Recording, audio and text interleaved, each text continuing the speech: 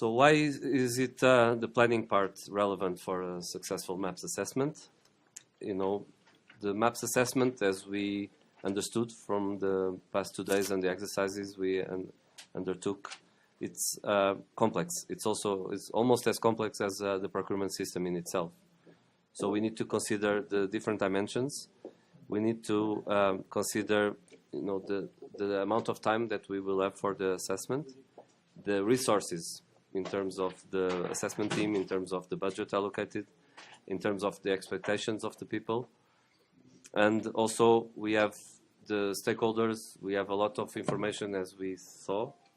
We have data, we have indicators, so we need to balance this. So it's a process that requires a lot of planning because it's a difficult process, and it implies balancing different tensions and different stakeholders. So that's why planning step by step, that's why providing in advance, you know, good explanations and a good visibility over the process, it's relevant for its outcome and success. Any question? No. This is a funny slide, I would say, that requires your participation. I would like you to start identifying the stakeholders that are around the public procurement system. I'll take notes. Yeah, let's see. I'll take notes. So I did this in several other Can I borrow your notebook? presentations. Yes. Oh, is it? Okay.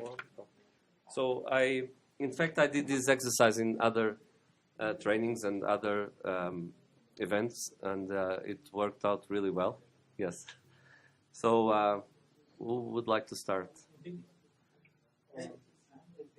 Entidades, you mean contracting authorities? Okay. Suppliers, yeah.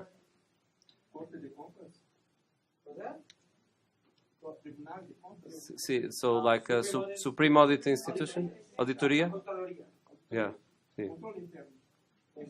Sí. Consultor externo. Queremos una visión diferente a lo que la empresa está viendo. El ente rector. The government. The policy maker, yeah. Dice un consultor externo, digamos que es un equipo técnico, ¿no? ¿Qué más? Government, it was mentioned. Government, it was mentioned. What else? Algo que no vi dentro de la metodología y sería muy bueno incluirlo es la academia. ¿La academia? Pues Okay. no vi reflejado en la metodología. Private sector, yeah. Civil society, see? Sociedad civil, civil society, yes. Yeah. Yeah. Or maybe they belong to the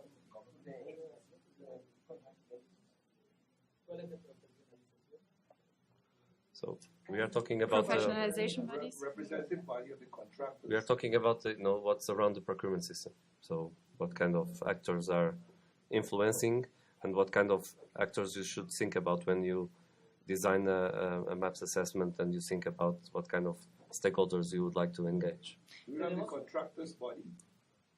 Yeah. Yes, the contracting authority. No, the Associations, business associations, yeah. Los medios de publicación. Medios de comunicación. Creo yo medios de comunicación son muy buenos. De pronto el ciudadano no como organización civil, sino como ciudadano. Like a user of the system. See, that's very important to think about, who is going to use the goods, the services, and the works that we are going to procure. and then the back somebody mentioned professionalization Yes, I got it. institution. Good. ¿Cuál es la profesionalización? Para que te decía algo de... Las máximas autoridades. ¿Y esos son diferentes de las entidades compradoras? Sí. So Porque, por ejemplo, yo puedo dar unidad rectora, pero mi jefe es you're talking about the policymakers, the parliament, the legislative bodies and so on. Well, let's see. Is it enough? Okay, let's start shooting. Contracting authorities, yes. Checked. Yes, okay. So let's say this is maybe the main the main actor of the procurement system. No one mentioned the employees of the contracting authorities. No one mentioned the officials, right? Oh, yes, but we need to think about the procurement officials, the ones that are going to exercise and to run the procedures. So stakeholders in general. Yeah. Sorry. It says that. Oh, okay. Yeah, you're right. So read the Sorry. cell phone. Sorry, Gabriel. Yes. Sorry, we're just saving the. Yes. Sorry. So the competitors, the bidders, yes, yes.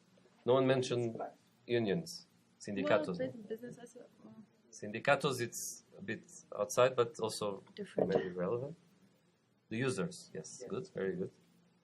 Suppliers, also mentioned, yes. And then we have, yes, judiciary enforcement. It was not mentioned. National and local governments, governments in general, yeah, okay. The financial institutions, I don't think it was mentioned. No. Political parties. In some countries, as we know, they influence a lot, let's say, the way the system is run. Training institutions, you mentioned academia and training institutions. Here we have legislation and policy. I don't know if all of you can see it. Yeah, it was mentioned as well. NGOs, the public interest groups, let's say, also mentioned. The supreme audit institutions, so the audit bodies, and so all of these are the ones that we think are influencing the public procurement system. Maybe we need to include also a relevant, just one, maybe one for the business associations that was mentioned, and maybe it's not here. As it's part of the suppliers, but it's also a special body, and in many countries, contracting authorities and central purchasing bodies, they use this channel to get better access to, let's say, a credible association that is representing a lot of suppliers, in many sectors like ICT or else and so on, which makes the dialogue easier, in fact. So these are, from our understanding, the main stakeholders that are influencing the system, and that we need to think when we are designing the assessment process and the planning, because we are part of this community. The assessment team will be involved and engaged with all these stakeholders, and the stakeholders will give you information and will also give you a lot of things and will validate your assessment. So it's important to involve them earlier and to have them engage into the assessment. So we kind of created, let's say, 4 milestones or 4 steps. The first one, maybe not brochures, but it's more about communication. It's more about information. So on the first one, we are talking about information materials in writing that can be distributed in advance to the different stakeholders. And this information should include the key points of the MAPS assessment, how the MAPS assessment is relevant, what are the objectives of the assessment, and what is relevant for each of the stakeholders group, if we manage to customize the messages. So then we think it's relevant to have this launching workshop. It worked really well in some of the pilots. In other pilots, we didn't really do it, and we faced some challenges in terms of creating the level playing field for the stakeholders to understand the MAPS assessment. For instance, in Chile, that was something that was really useful for everybody around the system to understand the purpose of the assessment. So it's the first opportunity to have this contact between the assessment team, the stakeholders. It's an opportunity to clarify some questions, to plan and to explain to them the timeline of the assessment and so on. And I think it's something very important, and it should not be underestimated. And sometimes we kind of think that people understand the message the same way and they already know about the system. And we did that, in fact, in Norway. We kind of, we thought everybody was kind of aware of the assessment and the procurement system and so on. So we kind of underestimated the importance of this launching workshop. And then, of course, all the planning around the fact-finding part. which is also very important in terms of gathering information and data for the assessment. And we should have sufficient time to have conversations with the stakeholders, the ones that we identified previously, but the main ones that are relevant for the assessment. I don't expect the assessment team to talk to all of the stakeholders that we identified, but maybe you can aggregate them and you can have sessions with the civil society, with business associations, with the different stakeholders, with someone coming from the policy-making side and so on, in order to understand better what they think about. And it doesn't mean that you need to set up individual sessions with all of these stakeholders, but you can group them in terms of their interest and their relevance to the procurement system. That's also important. And then finally, the validation process. So having, let's say, a final event to show the findings and the recommendations that you are providing to the system, and to provide them, with feedback from their own participation in the assessment and what kind of things they are taking back. And we found it really useful, both in the case of Chile and Norway, for instance. It was really useful to have this validation workshop where in a closed session we shared with them the findings and recommendations from the assessment and allowed them to provide their the immediate feedback on the results that we were giving them. And of course we shared the report in advance with them and allowed them also time to comment on the report. And I think this guarantees the buy-in for the roadmap for the actions to take after the report is made public, after the other stakeholders are also engaged into the process. A final point from my side on the concept note. So the concept note is something that we always recommend to have in a MAPS assessment, and in fact is part of the quality assurance mechanism of the maps, of the new maps. That is something that is there to clarify all these tasks. We are talking about the responsibilities of the different stakeholders engaged into the assessment, the timelines, the goals, the expectations of the parties. So for us, it's a centerpiece of the planning. It should be done in all MAPS assessment, and it should be developed between the assessment team and let's say the counterparts from the country. Something that everybody agrees upon, and something that is giving you, all the things that you need to think about when you are starting the planning of the maps. It was done in the case of Chile, in the case of Senegal, in the case of Norway. It is being prepared now in the case of Colombia. Mm-hmm. So it's something that is central to the maps. It needs to be agreed upon and before the assessment starts, in fact. So I hand over now to Lena to continue about timing and planning. Okay. Yeah, sure. I can pass it. Does it work? Yeah. Okay. Yes. So, do you have questions up until here, actually, before we breeze through all of this? No? Okay. What I will do now in the next few slides is take you like a little bit on a tour of what happened behind the scene of a MAPS assessment, because the report, kind of what we've been practicing and our exercises during the day and yesterday, was what you see in the report.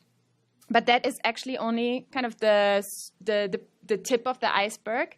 And to come up with a solid conclusion, you need a lot of work behind the scenes, and there are lots of tools and strategies that you can use to make the best out of your assessment and also make your life easier. So that's what we're now going to look at a little bit, what we used, for example, in the test assessments.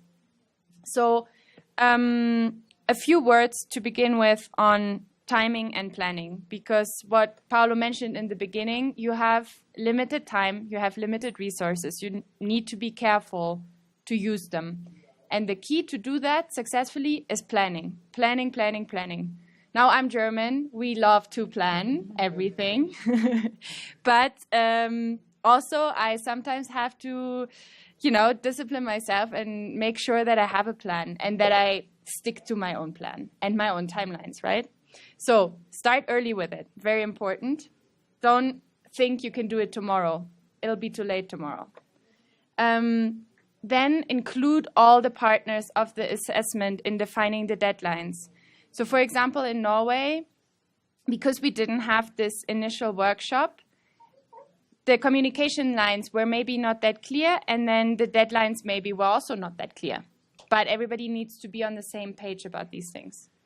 And it needs to match with the schedules of everybody. So if there's an election coming up and you as the consultant or the person doing the assessment set a deadline, but then you hear from the people in the institution that have to provide the data for your analysis that they can't do it because an election is coming up and they don't care about anything else but securing their job, you won't get data. No assessment, no conclusion, no MAPS report. Then really don't underestimate the time that it takes to get the information. I'm writing here time for consultations and fact-finding. So what I mean by consultation. Earlier today, we heard in the presentation about data that sometimes you have to beg your counterparts to provide you with the information. And this is really what we mean here. Basically explaining to your partners why it's necessary for them to help you out with this and to support you with the data. And also the time it takes during the fact-finding mission to have your interviews, ask the questions, retrieve the information, and really drill down towards the assessment criteria that you have in the maps because there's so many. Then use Gantt charts for planning. I think it's a great way to show how time flows in an assessment like this. I will show you an example in the next slide in case you haven't seen it before. And then plan for the unexpected. Use a buffer for everything in case that institution doesn't give you the data, in case data doesn't exist, in case you need to do an additional interview with somebody. Really useful. And finally, very important, clearly attribute responsibilities. In Norway, for example, we kind of missed who would write the concept note. There was a misunderstanding whether we would do that or the Norwegian partners would do it. Turns out the concept note hasn't been or wasn't written until fairly late in the process. Shouldn't happen like that. Wasn't ideal. So really make clear that who does what is clear, note it down somewhere, and everybody is aware of it. So just to give you a little overview of what timeframes are realistic, because this is something that a lot of people ask, how long does it take to do a MAPS assessment? This is based on the testing. It really depends on the country, because in some countries it's really easy to just go into an electronic database and you have all the information you need. Other countries doesn't work like that. So yes, start with a preparation meeting that can take between 1 and 3 days. Then you need to plan some time to actually write the documents that are summarizing your planning, your concept, your approach. Then you need to do some kind of pre-information gathering. So you work with your partners to retrieve information remotely.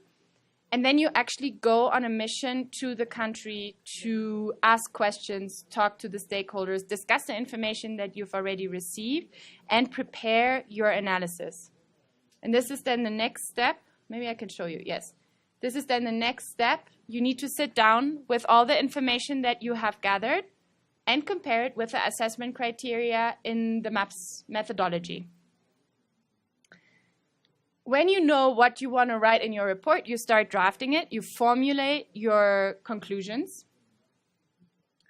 And then you need to send it to your partners to make sure that you've understood it all correctly and that it's, consistent with everybody's views. Then you incorporate the comments, obviously, and then you hold an actual workshop with everybody who provided the information in the first fact-finding in this mission to discuss, to make sure that what you found represents the realities of everybody. Maybe you need to change, do a few changes. Probably you'll need to do a few changes. And then if you want to make it look pretty, you obviously also have to have time for that, right? So if you add all of this up, you come up with at least 6 months of time for a MAPS assessment, plus the verification and approval process by the MAPS Secretariat. So if you want to have an official approval of the MAPS assessment, as a formal assessment, then you need to involve the MAPS Secretariat. They need to review your concept note, for example. They will comment on your ideas, whether you want to involve outside peer reviewers, for example, from other countries. And this takes additional time, but we haven't tested that yet, so we can't really talk about that. This is the Gantt chart. Who of you has used something like this already in your work? Yeah. So maybe you can explain how it works. Yeah.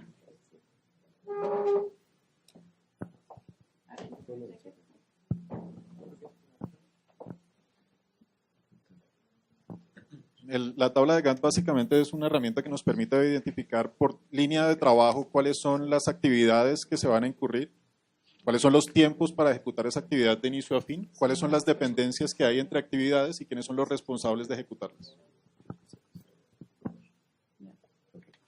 Okay.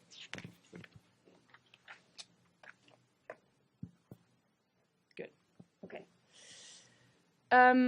A new feature in the revised maps is the analysis of the country contexts. I think by now we should all have it pretty clear what we mean by that. It's basically a snapshot of the main characteristics of the country that you're going to analyze.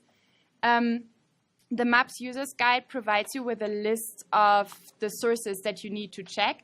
And it's really recommended that you do it early on in the process because it also provides you with information that you can use to plan your assessment. Because a large country with a large economy needs a different approach than a small country with maybe a more weak governance structure. Then just a word to clarify, because this is also mentioned, for example, in the Users Guide. We had the concept note, which is about the overall assessment, but we also have terms of reference, which are which include the guidelines and the main goals of individual parts of the assessment. So, for example, telling an external consultant what to do to contribute to a MAPS assessment, if you need somebody from the outside to help with that. And these are the terms of reference. So what kind of experience is needed? What focus do we want this person to take, more quantitative or less so?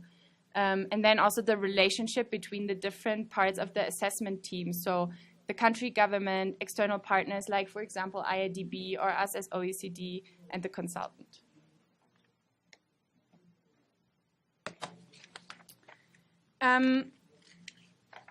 This is also related to the aspect of data that we discussed this morning.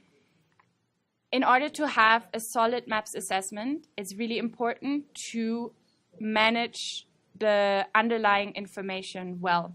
So when you start your assessment, you should think about how you manage your evidence, because in doubt, you'd have to provide the evidence for your conclusions. Why do you think that country X complies with sub-indicator 13b?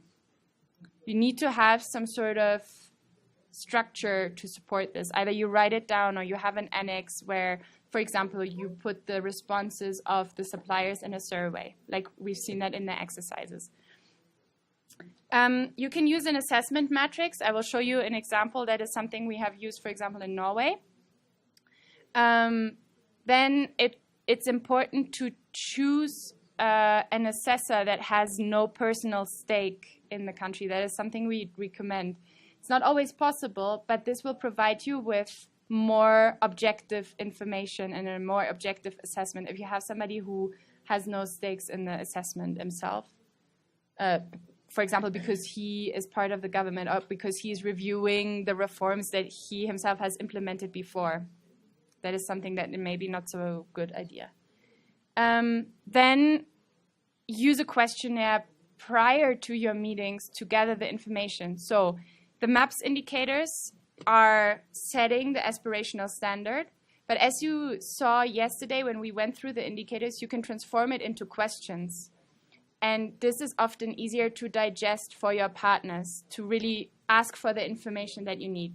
Please provide me all the laws that specify rules for a certain topic, for example. Or how do you manage training in your country? And then, yes, for the assessment report, describe very thoroughly, go into the details, and provide sources for your analysis.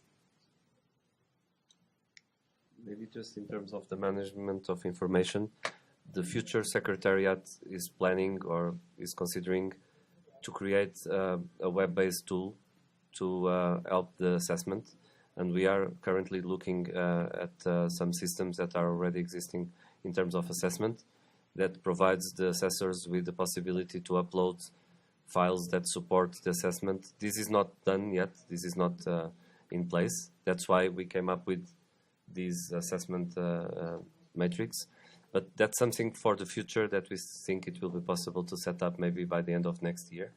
That will help all MAPS assessments, by having the standardized approach to the indicators, to the metrics, and then you need to justify and to provide the sources of information, but uploading it in a web-based system will allow you also to have this accountability that Lena was mentioning. So just to explain you this chaotic thing that you see here, this is an Excel sheet that we can also send to you if you find it useful. For every sub-indicator, you have one row. So this is indicator 1, sub-indicator A, B, C. We printed this out on a giant sheet of paper and took it to our interviews and then took notes like that. You can also have it on your laptop and fill in the information in the different parts. So this is this 3-step process that is mentioned in the user's guide, where you look at the qualitative analysis, the quantitative analysis, and then you describe the gaps. And then here you would mention if it's a red flag, so one of the focus areas. And then here, recommendations for improvement. And now I will hand over. Yeah, this was really useful because it systematizes your thinking. It's really complex if you have these conversations. And this really reminds you of the structure of the maps and the process and all the details that you have to describe to have a really comprehensive description of each indicator. Okay. So now Roberto will share a few good practices from all the maps assessment. Yeah. Bueno, pues lo que ahora vamos a hacer es, de alguna manera, reiterar algunos mensajes que ya los hemos venido presentando. Es una combinación de muchos elementos de gestión estratégica. El primero tiene que ver con contar con el buy-in. El buy-in es el compromiso, hacer el copartícipe de las decisiones, tomar el respaldo de las altas autoridades desde el comienzo hasta el final. Y hago énfasis en eso porque si no contamos con la colaboración y con la autorización y con incluso la voluntad de empezar, pues tenemos un gran problema. Pero puede suceder que tampoco tengamos ese compromiso para cerrar. Y tenemos varios ejercicios en Latinoamérica y el Caribe que empezaron pero no cerraron. Bien sea porque al principio no se comunicó bien a las altas autoridades o al final tampoco se contó con ese compromiso. Así que la vinculación con las altas autoridades tiene que ser oportuna al estilo alemán, planificando desde el principio y también al final. Pasa también que los documentos están escritos, están completos, no ha existido ese buy-in o esa compenetración al final y se queda atorado al final hasta que se consigue el buy-in. ¿Y afectan qué? Pues en tiempo. reitero el segundo punto, empezar con la gente, con el equipo, con las herramientas desde temprano. La información sabemos que es un reto y un desafío, sabemos que es costoso, sabemos que depende de muchos actores, así que la información hay que hacer patente y evidente que necesitamos que las entidades la entreguen. Carlos ya hizo una explicación bastante profunda sobre cómo lograr esas cosas. El cuarto bullet, las autorizaciones. Y es que lo que hemos visto es que puede que todo esté fluyendo, pero para que la cierta información se entregue o se produzca o se pueda procesar, requiere la autorización de alguna entidad o alguna instancia. La buena práctica que hemos tratado y no, es de las más difíciles porque no se quiere, no es fácil conseguirla, es conseguir autorizaciones desde el principio amplias y generales. O sea, casi un cheque en blanco y decir sí. Lo que sea que Colombia Compra Eficiente, lo que sea que OCE, lo que sea que la Dirección Nacional de Contratos, lo que sea que ellos necesitan, entréguenlo. Y para eso hay que conseguir que el ministro, que el director, que la autoridad más alta le dé el poder a esa entidad para que realmente pueda consumir rápido. Dámelo, si no es el circuito de autorizar y autorizar y no funciona. Ser realista de forma oportuna, haciendo un inventario de qué hay, qué se tiene, qué falta en términos de recursos, dinero, cuánto nos va a consumir y el tiempo que va a consumir algunas etapas, y herramientas tan simple como que las entidades no tienen, por ejemplo, un SurveyMonkey. Y tenemos algunos casos en donde llevan 4 meses tratando de resolver cómo van a poder lanzar una encuesta porque no tienen un SurveyMonkey. Y el problema no es no tenerlo, sino es no haberlo anticipado y no haberlo pedido a los organismos o ellos mismos tratar de haber alcanzado alguna solución bastante rápida. Sobre esto ya Carlos lo explicó en la mañana y creo que a todos quedó claro que hay un poder inmenso hoy en día en los sistemas y deberíamos siempre empezar consumiendo esa información, residualmente ir a los otros elementos complementarios que son las herramientas de búsqueda de personas, de carpetas, de expedientes. Durante el fact-finding, que es durante la evaluación, hay que hacer bastante claridad en que esto no es una auditoría.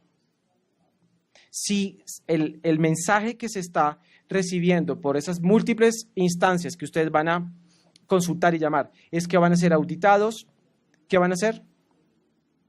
Pues la información no se las van a demorar muchísimo tiempo porque no van a querer entregar una información sensible.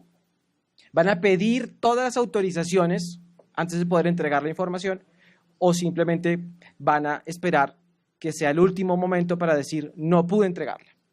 Es diferente si el mensaje es colaboremos, estamos construyendo conjuntamente un proceso de reforma, tú tienes un papel importante y en esto no va a haber responsabilidades, no va a haber ninguna investigación.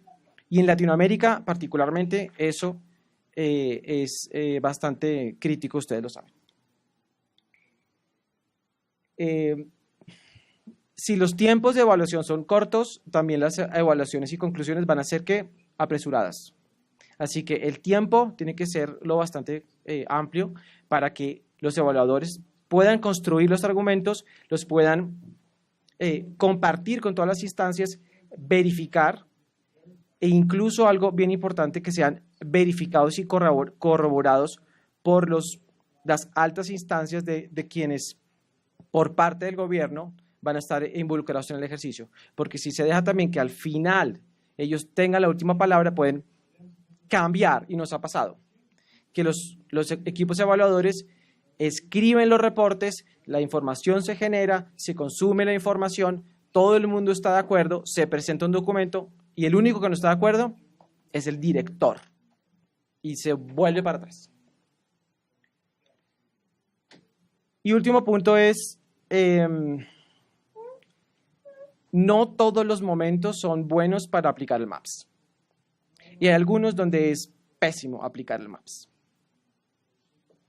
Elecciones. Tiene un problema, los países tienen una sensibilidad, a veces no quieren mostrarse con defectos, no quieren mostrar que ese gobierno generó defectos, pero peor aún, y hemos visto muy marcado cuando hay una reelección de por medio.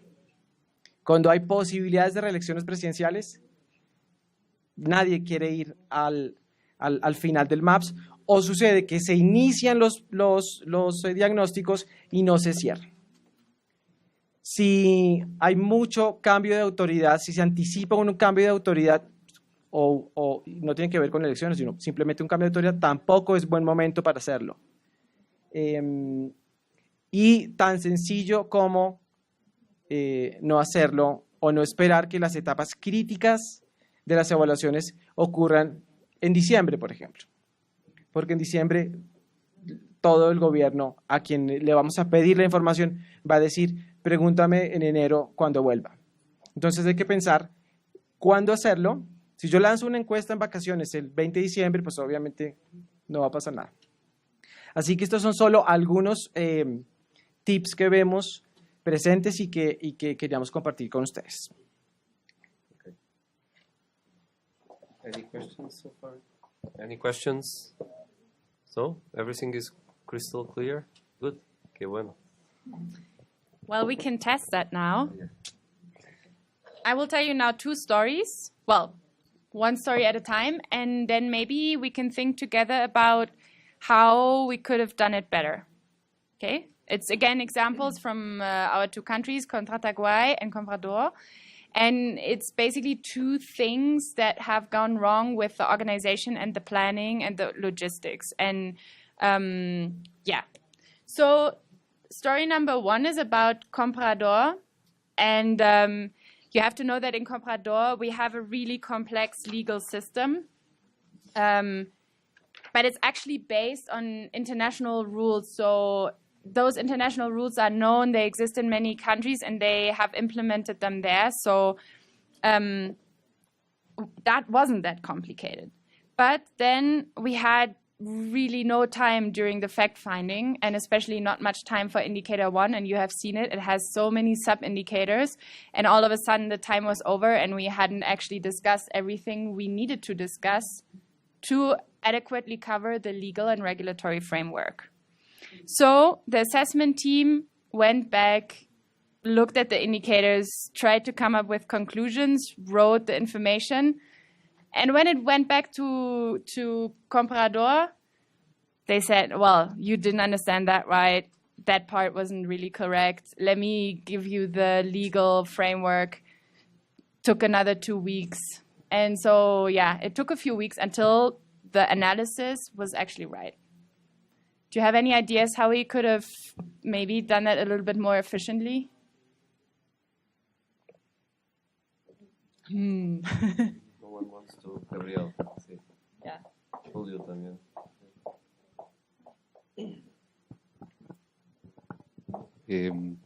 Bueno, en mi experiencia, lo mejor siempre es que los documentos los escriban los expertos de cada una de las áreas y no un consultor externo que puede saber mucho de la metodología, pero seguramente no sabe o no comprende o le llevaría muchísimo tiempo entender las complejidades del sistema legal, por ejemplo, de un país. Así que mi recomendación sería que la redacción del documento, después de toda la discusión, del chequeo de la información, etcétera, la redacción la hagan los expertos a cargo de cada uno de los pilares.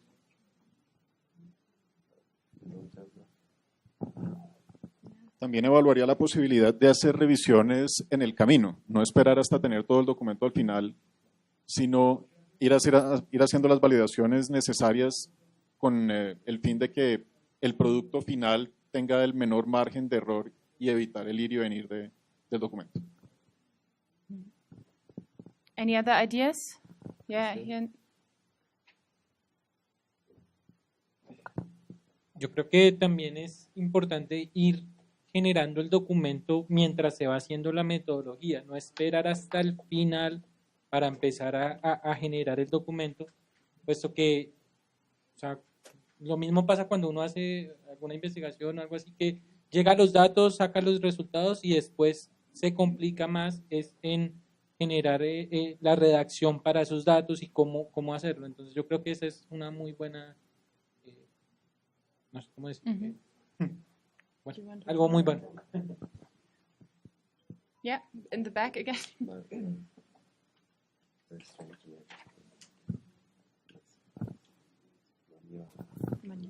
Igual y como dijo Carlos por la mañana, con un taller en donde se explique qué se espera sobre cada rubro.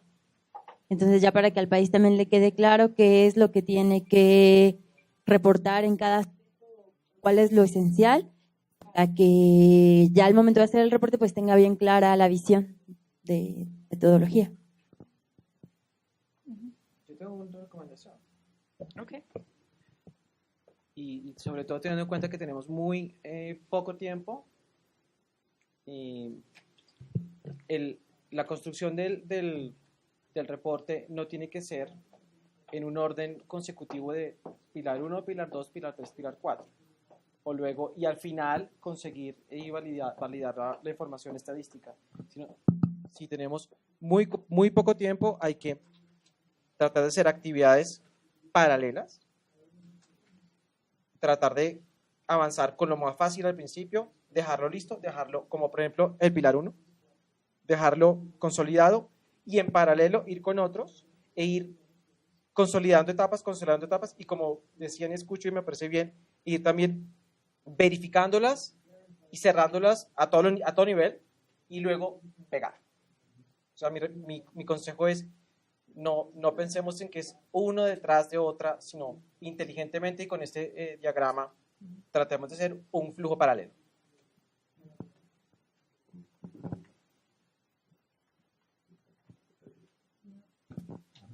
Otra sugerencia que haría basado en la experiencia es tratar de evitar que los pilares se conviertan en vías paralelas que no se cruzan, ¿no? Efectivamente, hay que avanzar en los 4 pilares en forma simultánea,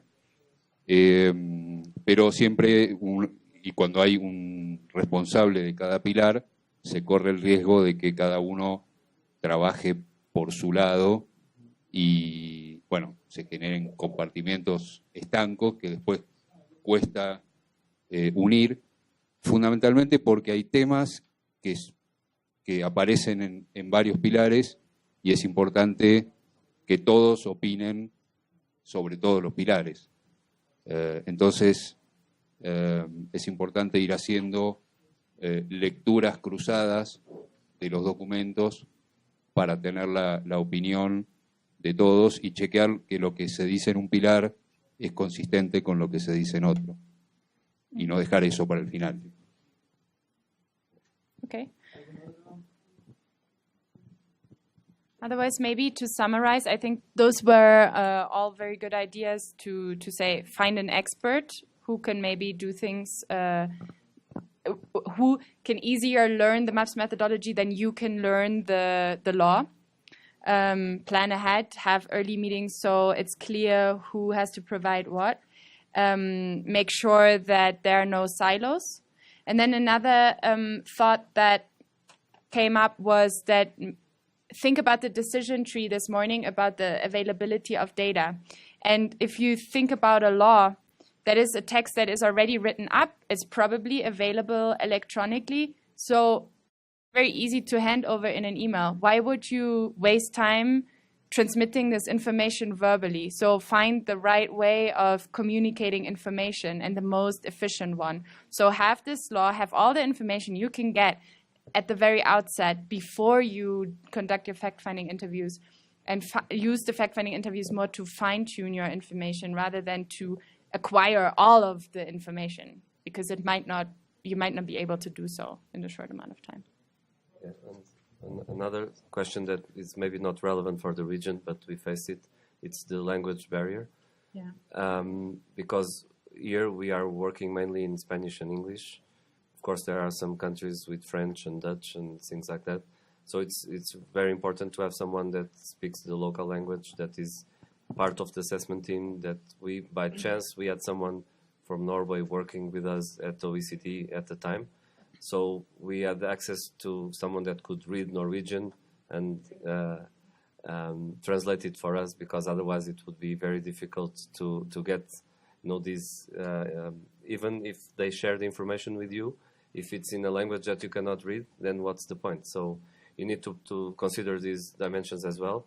For instance, if we are going to undertake the maps in Brazil, so it's the only country that is speaking Portuguese in the region, so we need to take that into consideration, in designing the assessment team. And that comes back to your question about the size of the assessment team. In the region, you are having this approach of finding someone that is responsible for each pillar, coming from the main counterpart, from the let's say the policymaker, the central purchasing body, or whatever. And this is approach that was not followed in our case. We had just one or two persons that were assigned to the maps assessment, so we couldn't give them the task of drafting the report. So it was not possible. But if you think about this approach, then you have 4 or 5 people from the main counterpart, and then you have, let's say, a couple of people from, or 2 or 3 from the partner that is doing the assessment with you. And then you have like maybe 1 or 2 external consultants. So we are ending up with a team, let's say, between 5 and 8 or 9. Is it reasonable? It's too much. Yeah, it's too much, but you are using that. You use that for Chile, and you are using it here for Colombia as well. Have, like, Office is from... joint team of yes. Un grupo conjunto de 8 donde hay... Sí, 4 o 5 que vienen de la entidad del órgano rector. Sí. Yeah. And then 3 or 4 from the outside, ¿no? Sí. Yeah. That's the... En nuestro caso teníamos así mismo distribuido. Era un equipo de trabajo. Micrófono.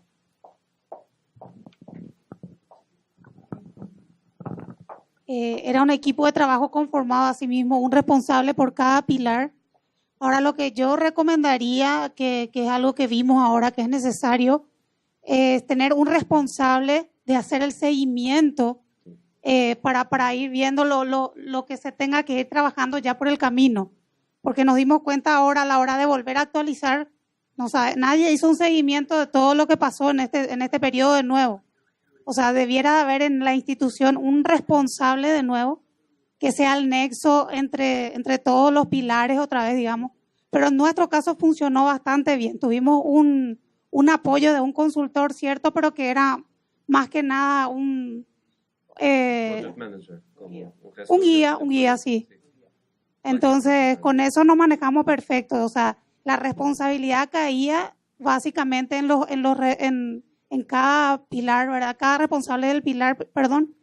Y sobre todo después ya a la hora de hacer el documento final, como estaba diciendo acá el señor, lo hizo también una persona de la institución, la redacción del documento final, ¿verdad? Okay. Good. Okay. For me, I would think that while there are some basic strategies that should form part of the roadmap and doing the assessment, I believe that the model that may work for Brazil, that's my takeaway here, may not necessarily be the model that will work for Jamaica. Right. It's really that country context assessment that will give you some in-depth information that would help you to strategize how best, how much persons you want to assign to assessing a specific pillar.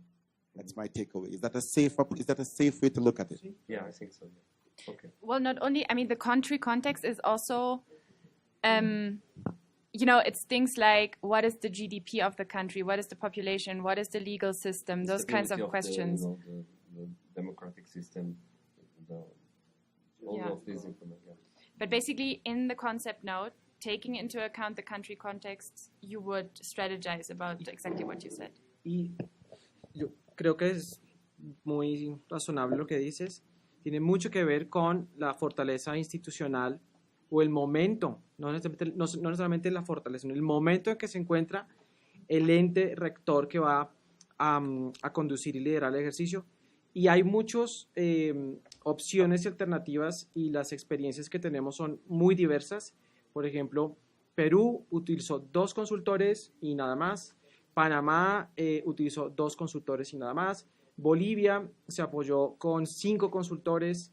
Nicaragua tiene 7 consultores. Es diferente. Chile tuvo 2 consultores. Con Colombia hay un esquema también de un poquito más de 4 consultores. Cada país tiene su modelo. Y dentro de esa distribución, los consultores tienen también responsabilidades que no siempre son las mismas. Okay, we gotta move on, no? Yeah, yeah. I mean, do We we are want almost to closing. Yeah, let's go for the second example too? I think we should start Yeah, closing. okay. Yo tengo una pregunta, o bueno, más bien una aclaración. Lleguemos al momento en el que está listo el MAPS, digámoslo así, como los ejercicios prácticos, que ya tenemos conclusiones y cosas definidas de acuerdo a lo cuantitativo y cualitativo, ¿ya? El equipo que se conformó hace un consenso, como lo trabajamos, digamos, en equipo aquí, hace un consenso para identificar qué bandera tiene cada indicador o quién le pone la bandera. Yes, it's a consensus decision, and it's part of the assessment team to come up with, let's say, a result of the assessment that they will share with the country, and the country also needs to provide the feedback if they agree or not with this assessment. So let's say it's a joint decision, and it's something that involves the country and the assessment team. Exactamente, porque en el ejercicio práctico que tuvimos aquí había diferentes posiciones para el mismo ejercicio en grupos distintos. Claro. Entonces, también se trabajaría en eso. Sí, claro. Yep. Yeah.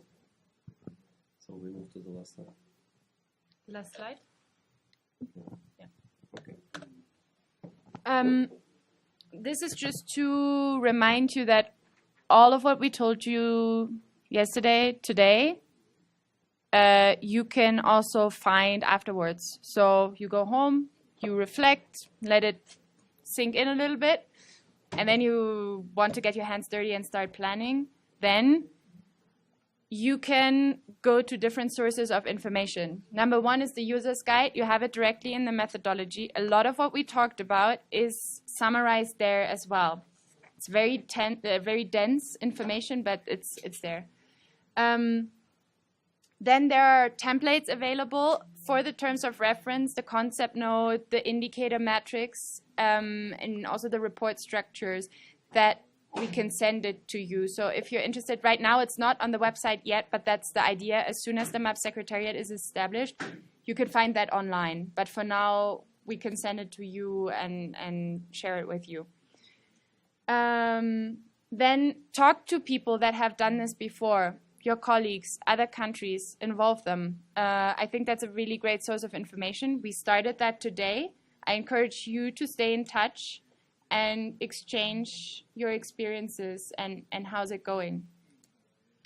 And then, yes, I mentioned it already, the MAP Secretariat, it's not established yet, but once it's available, the idea is that the MAP Secretariat is really a focal point for information. Yeah, and these templates are working in progress because they are not finalized. We developed some for the first testings and first assessments, and now we are collecting also this feedback also from you and from different groups, improving the templates, designing them better, providing you with better source of information. That's the plan as well. So that's it. Yeah, that's it. Comments, questions? Yes. Any more comments and questions? No? Gabriel, ¿quieres decir Sí, algo? no, simplemente un comentario con respecto al tema de la planificación, que es, coincido, es una etapa crítica del MAPS. Digamos, es muy importante hacer una buena planificación inicial, porque, digamos, el MAPS involucra una gran cantidad de tareas en un periodo de tiempo relativamente corto, y esas tareas tienen que estar bien planificadas, las responsabilidades asignadas, los tiempos en que tiene que estar cada uno de los resultados. Y es una tarea muy compleja manejar todo ese conjunto de actividades. Ahora en Colombia vamos a hacer una prueba, digamos, con una plataforma online, justamente que es para coordinar el trabajo en equipo. Bueno, ya empezamos a usarla. Creemos que va a ser muy buena para ayudar a que el MAPS se desarrolle mucho mejor, la coordinación. Hay un aspecto que es muy importante, que también se mencionó, que es el manejo de la información. Como hay que coordinar un equipo relativamente grande y hay información que tiene que ir de un lugar al otro todo el tiempo, hay, digamos, intercambios de mails permanentemente con archivos. Entonces hay un riesgo alto de que no todo el mundo esté informado de lo que debe estar informado, que no todo el mundo tenga la última versión del archivo. Entonces, esta plataforma que estamos probando ahora permite que toda la comunicación esté centralizada, que no haya mails circulando con información cruzada, que todos los archivos estén disponibles en un solo lugar. Así que bueno, después veremos cómo funciona.